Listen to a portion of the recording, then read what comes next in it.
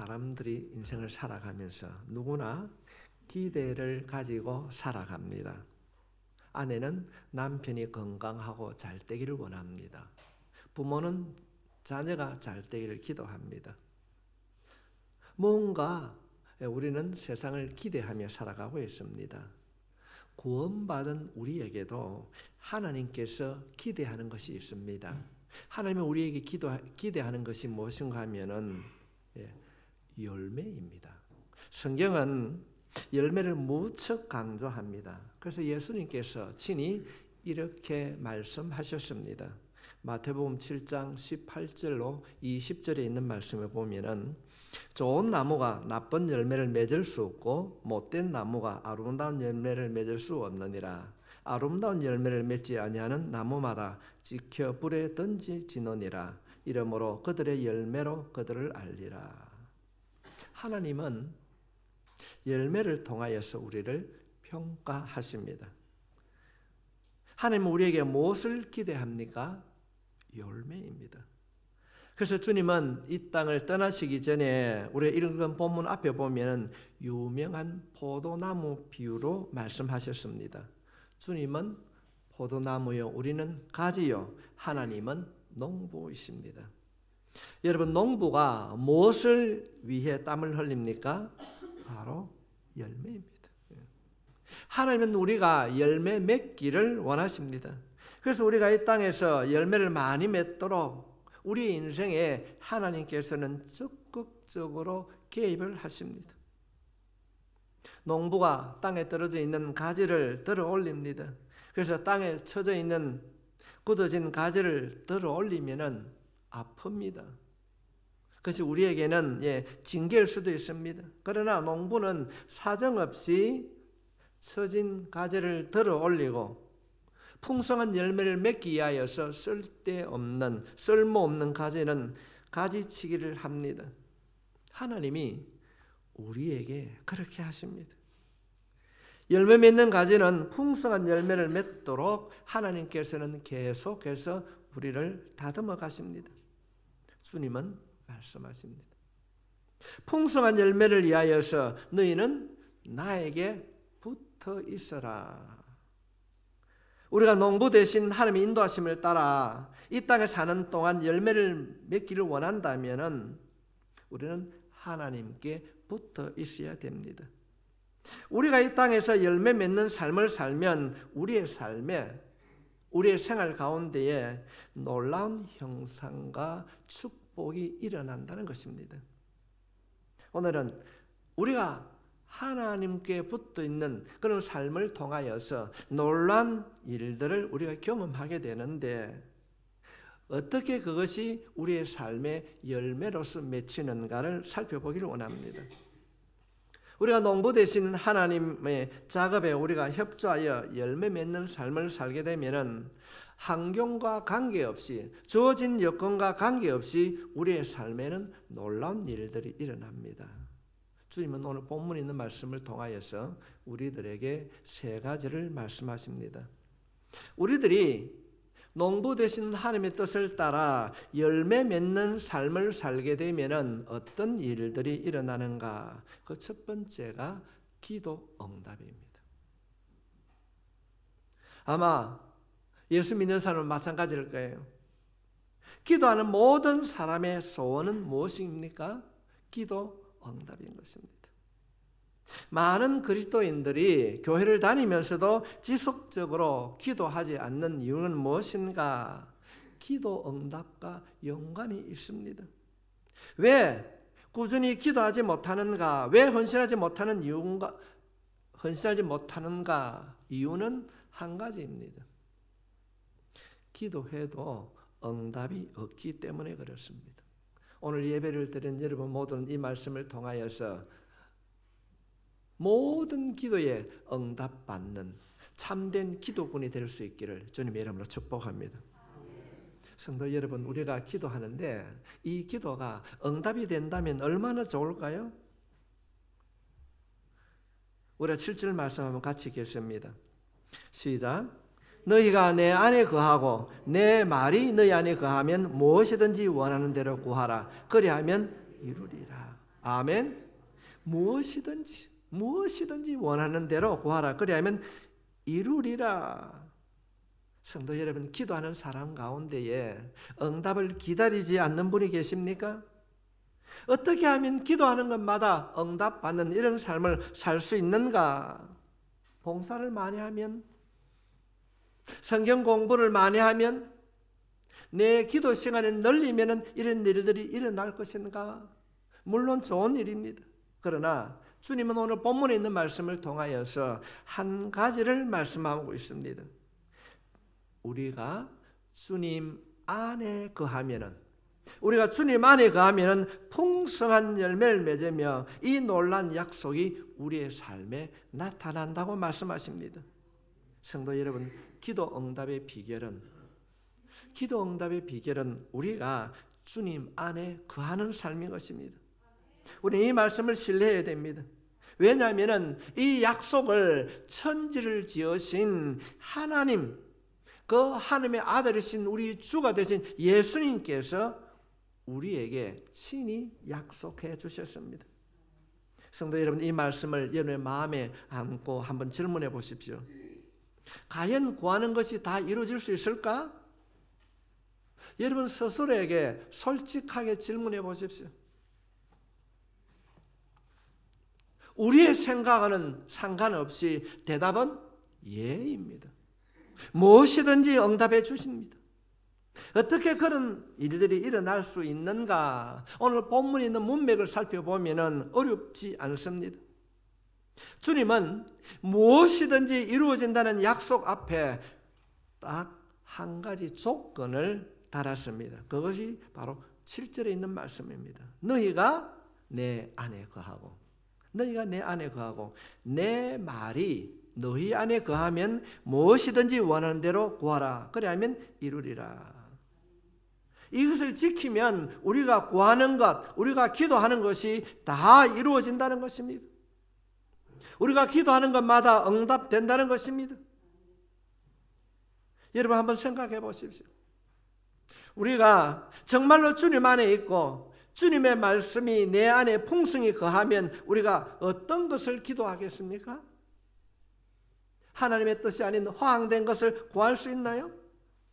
그렇지 않습니다. 여러분 자녀들과의 관계를 한번 생각해 보십시오. 너는 이빨도 상하고 하니까 하루 사탕 2개만 먹어라. 그런데 이 자녀가 하루 3개 주세요 하고 왔으면 여러분 기퉁배기 세리 주고 안 돼. 그래 하겠습니까?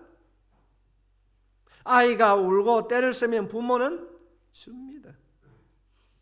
용돈을 정했는데도 더 쓰고 또 필요하다고 달라고 그러면은 잔소리를 하지만은 부모가 자녀의 청을 거절하지 않고 들어줍니다. 그런데 만약에 미성년자를 두고 있는 이 아이가 어느 날 와가지고 아버지 차 키를 좀 주세요. 내가 운전을 하겠습니다. 여러분 어떻게 합니까? 절대로 주지 않습니다. 절대 주지 않습니다. 어린 자녀는 말도 안 되는 요구를 부모에게 합니다. 왜 그렇게 하는가? 이유는 하나입니다. 자녀가 어리기 때문에, 미성숙하기 때문에 그렇습니다. 그러나 자녀가 성장하여서 성숙되어지면은 부모의 마음을 이해하면은 어떤 것을 부모에게 요구합니까? 때로는 자신의 의견이 이루어지지 아니하면은 부모에게 타협을 합니다. 때로는 부모가 양보를 하기도 합니다. 대화를 통하여서 서로 상의하고 의논하는 가운데에 자신의 계획을 이루어 갑니다. 그것이 바로 가족입니다. 그래서 자녀는 때로는 자기의 원하는 것을 바꾸기도 하고 또 부모는 자녀의 이야기를 듣고 부모의 뜻을 굽히기도 합니다. 이것이 성숙한 부자 간의 관계인 것입니다. 성도 여러분, 이런 관계를 가지면은 자녀가 구하는 것을 부모가 다 줍니다. 부모의 마음을 알고 사랑 안에서 구하기 때문에 그렇습니다. 설사 잘못 구하여서 잘못되어도 부모와 대화를 통하여서 좋은 방향으로 가도록 부모가 고쳐줍니다. 여러분, 이것이 열매 맺는 자의 삶의 모습입니다. 그리스도 안에, 예수 안에 거하는 사람은 점차적으로 주님을 바라보고 주님을 의지함으로 내면이 변화되어서 주님을 닮아가는 것입니다. 이런 사람의 신앙생활은 점점 하나님을 닮아가고 있습니다. 하나님을 따라 생각하고 하나님의 계획을 말씀과 기도를 통하여서 깨닫게 됩니다. 이런 삶을 살게 되면은 하나님께서 원하는 모든 것을 다 들어주신다는 약속인 것입니다. 성도 여러분, 이런 삶을 살게 되면은 우리의 기도가 응답될 줄 믿습니다. 얼마나 축복된 삶입니까? 기도하면 다 이루어질 뿐 아니라 기도하는 가운데에 기도하는 자신의 내면적인 변화가 일어난다는 것입니다. 자신의 생각이 넓어지는 것입니다. 하나님을 닮게 되는 것입니다. 사랑하는 성도 여러분, 여러분이 기도 응답 받기를 원하십니까? 그렇다면 주님 안에 거하십시오. 농부 되신 하나님의 인도하심을 따라 여러분의 내면에 여러분의 삶에 풍성한 열매를 맺으십시오. 우리가 주님 안에 거하면은 그 주님으로 인하여서 내 삶의 열매를 맺으면은 당신이 기도하는 모든 것들을 하나님께서 응답해 주실 줄 믿습니다. 우리가 기도의 사람 하면은 영국의 조지 물러라는 사람을 기억하게 됩니다. 그는 어릴 때 아버지가 세무 공무원이었어요. 그는 어릴 때 아버지의 금고에서 돈을 훔쳐서 마음대로 쓰기도 했고, 어머니가 돌아가신 그날에도 술에 만취가 되어서 방탕한 삶을 살았습니다. 그러던 그가 어느 날 토요일 기도회에서 하나님을 인격적으로 만났어요. 하나님을 인격적으로 만난 이후에 그 삶이 변화되었습니다. 매일 성경을 읽고 자신을 돌아보고 눈물로 기도했습니다. 그런 고아원을 세우고 거기에 찾아오는 모든 그 고아들을 먹였습니다. 양식이 떨어졌는데도 그는 그 양식을 구하러 가기 전에, 외상으로 가져오기 전에 그는 먼저 기도했습니다. 그는 93세에 이르기까지 자신의 일기장에 5만 번의 기도에 응답을 받았다, 그렇게 기록하고 있습니다. 성도 여러분, 우리들도 이 놀라운 기도 응답의 삶을 살지 않겠습니까? 우리 모두가 주님 안에 거하면은 이 조지 물려처럼 우리의 기도가 응답되어질 줄 믿습니다. 두 번째로 우리가 열매 맺는 삶을 살기 원한다면은 우리의 사랑이 커지는 거예요. 우리가 주님 안에 거하면은 우리의 기도가 응답되어질 뿐 아니라 우리의 사랑이 커집니다. 우리의 마음에는 한 가지 소원이 있습니다. 그것은 사랑하며 사는 것입니다. 사람이라면은 이런 소원을 가지고 있습니다. 아무리 악한 자라도 그 마음 깊은 곳에는 사랑하고 싶고 사랑받고 싶은 마음이 있습니다. 현실을 살아가면서 이 사랑에는 욕구가 끊기다 보니까 포기한 채로 살아가는 것입니다. 주님은 자신을 따르는 제자들에게 가장 중요한 것이 사랑이라고 가르쳐 주셨습니다. 우리가 참 많이 암송합니다. 믿음, 소망, 사랑, 이 세 가지는 항상 있을 것인데 그 중에 제1은 사랑. 주님이 우리에게 가르쳐 주신 것은 첫째는 하나님의 사랑이요, 두 번째는 이웃 사랑입니다. 그것이 가장 큰 계명이라고 가르쳐 주셨습니다. 이 계명을 우리가 어떻게 그러면 지키며 사랑할 수 있는가? 오늘 본문의 말씀을 보면 7절 말씀에 우리가 열매를 맺기 위해 그분 안에 거하여야 한다고 말씀합니다. 너희가 내 안에 거하고 내 말이 너희 안에 거하면, 이 말을 동일한 내용으로 9절에는 이렇게 기록하고 있습니다. 아버지께서 나를 사랑하신 것 같이 나도 너희를 사랑하셨으니 나의 사랑 안에 거하라. 주님 안에 거하는 것이 구체적으로 어떤 뜻인가? 주님의 사랑 안에 거하는 것입니다.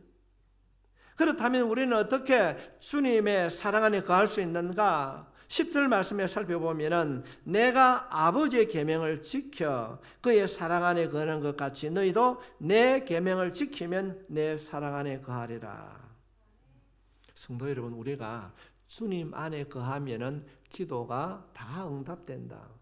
우리의 사랑이 커진다. 그럼 주님 안에 거한다는 것은 우리가 그분의 사랑 안에 거하는 것입니다.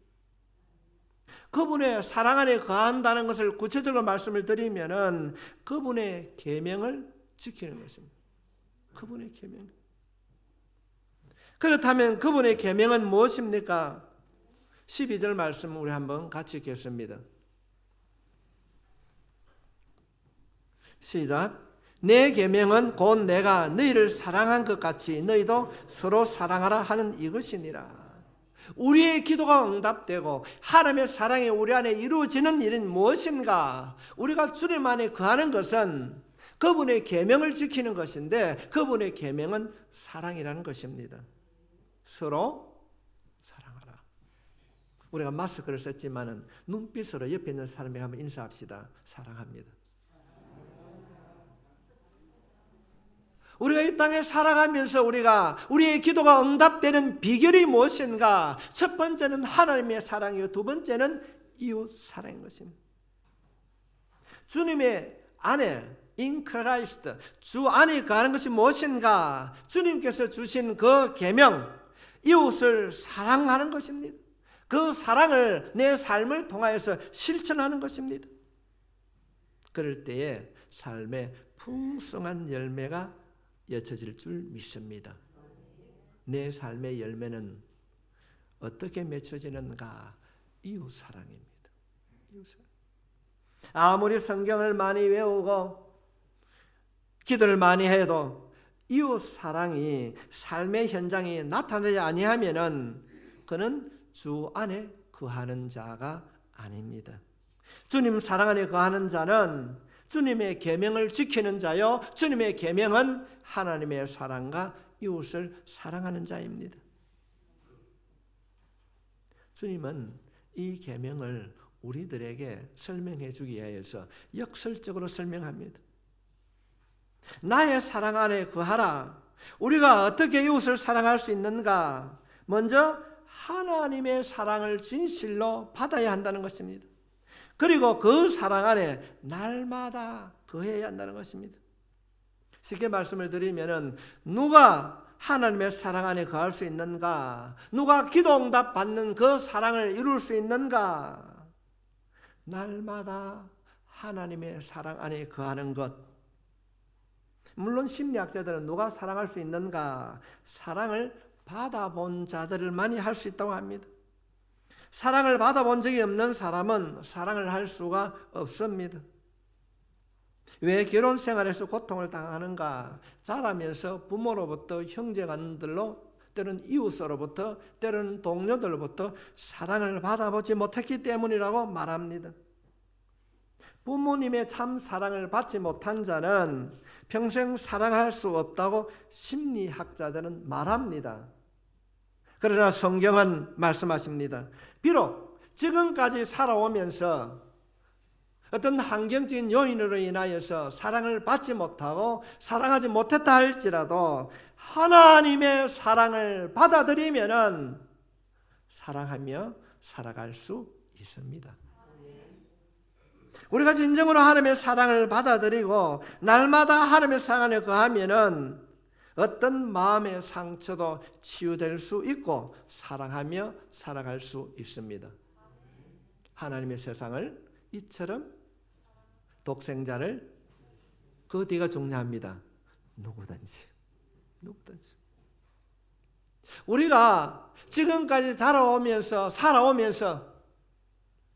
여러 가지 일들로 인하여서 그 사랑이 온전치 못했다 할지라도 하나님의 사랑을 실천하게 되면은 지금까지 살아왔던 그 모든 삶의 상처도 주의 사랑으로 덮으시고 치유해 주실 줄 믿습니다.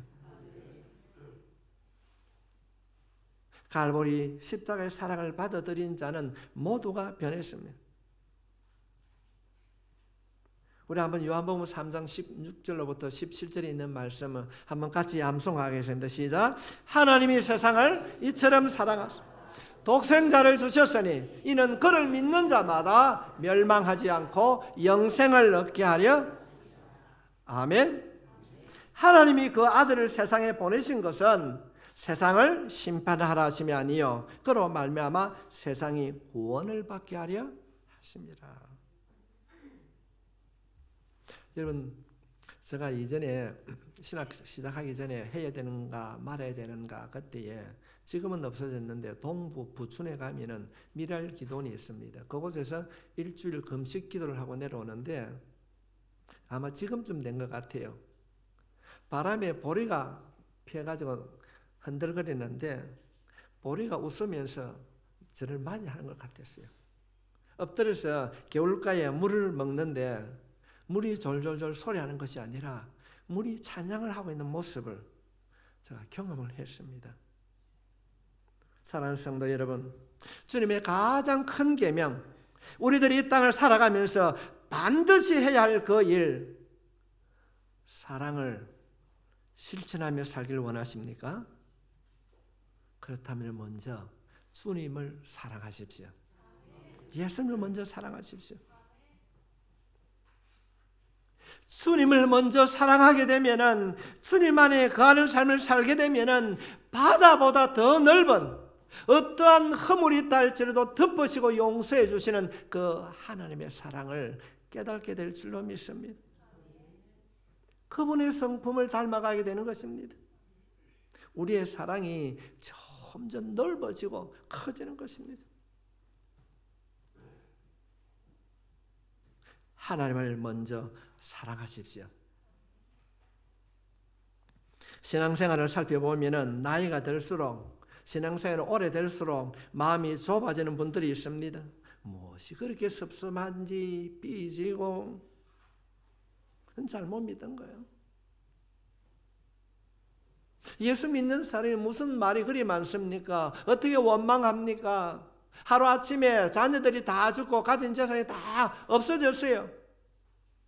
주님의 성경 말씀 욥기를 통하여서 우리에게 주신 말씀이 무엇입니까? 원망하지 아니하면은 갑절의 복을 받을 것이다. 성도 여러분, 주님의 주신 그 사랑을 실천하며 마음을 넓히고 살아가게 되면은 하나님께서 복을 주실 줄 믿습니다. 여러분이 가는 곳마다 살아나는 역사가 일어나기를 바랍니다. 사랑이 결핍된 이 세상, 내가, 우리 가정이, 우리 교회가 하나님의 사랑을 받고 그 사랑을 실천하게 되면 치유의 역사가 일어나게 될 줄 믿습니다. 코로나 바이러스 19도 사라지게 될 줄 믿습니다. 주님 안에 거하십시오. 날마다 주님을 만나고 그 열매를 맺으십시오. 우리가 열매 맺는 삶을 살면 주님이 축복을 약속하셨습니다.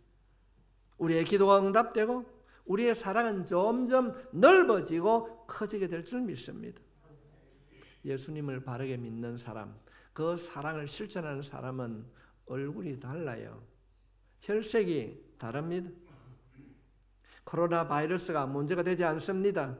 어떤 환경 속에서도 살아나는 열매 맺는 삶이 이루어질 줄 믿습니다.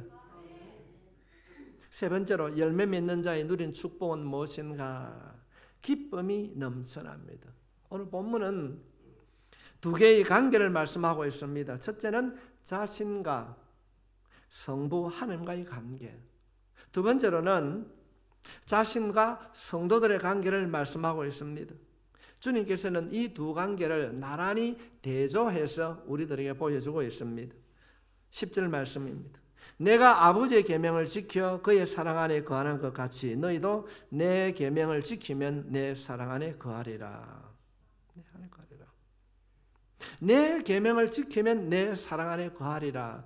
주님께서 주신 계명이 무엇입니까? 서로 사랑하는 것입니다. 그래서 왜 해야 되는가? 이유를 설명하고 있습니다. 11절 말씀 함께 같이 읽겠습니다. 시작. 내가 이것을 너에게 이르면 내 기쁨이 너희 안에 있어 너희 기쁨을 충만하게 하려 함이라. 우리가 사랑하게 되면은 우리 안에 기쁨이 충만하게 하신다는 것입니다. 이 기쁨이라는 단어를 연구해 보면은 가을에 농부가 고개 숙인 그 벼이삭을 보는 마음이란 겁니다. 그런가 하면은 신부를 바라보며 이뻐서 어쩔 줄 모르는 신랑의 마음, 그런 것을 기쁨이라 이렇게 사용하고 있습니다. 주님께서 오늘 보면은 이 긴 말씀을 우리에게 주시는 것은 우리가 이 땅을 살아가면서 평생토록 이 마음을 가지고 살아가야 된다. 이것이 교훈입니다. 주님께서 우리에게 주신 기대하는 그 열매는 어떻게 맺을 수 있는가? 우리가 주님 안에 거하는 것이요. 우리가 주님 안에 거한다는 것은 하나님을 사랑하고 이웃을 사랑하는 것입니다. 성도 여러분, 우리가 하나님을 사랑하고 이웃을 사랑하게 되면 구하는 모든 것이 이루어질 줄 믿습니다. 여러분, 우리의 세상을 바라보십시오. 지금은 기쁨이 사라진 사회를 살고 있습니다. 뭔가 쫓기듯이 사람들이 불안해하고 있습니다. 그런데 주님은 오늘 말씀 가운데 마지막에 예수님을 어떻게 소개하고 있습니까? 친구, 그렇게 소개하고 있습니다. 13절 말씀에 사람이 친구를 위하여 자기 목숨을 버리면 이보다 더 큰 사랑이 없나니. 우리를 위하여서 목숨을 버리는 친구, 우리 모두는 이런 친구를 가지고 있습니다. 세상을 만드신 그분이 우리의 친구가 되어 주셨습니다. 뿐만 아니라 이 친구는 우리에게 어떤 비밀도 나눕니다. 어떤 비밀도. 15절 말씀에 너희를 친구라 하였노니 내가 내 아버지께 들은 것을 다 너희에게 알게 하셨습니다.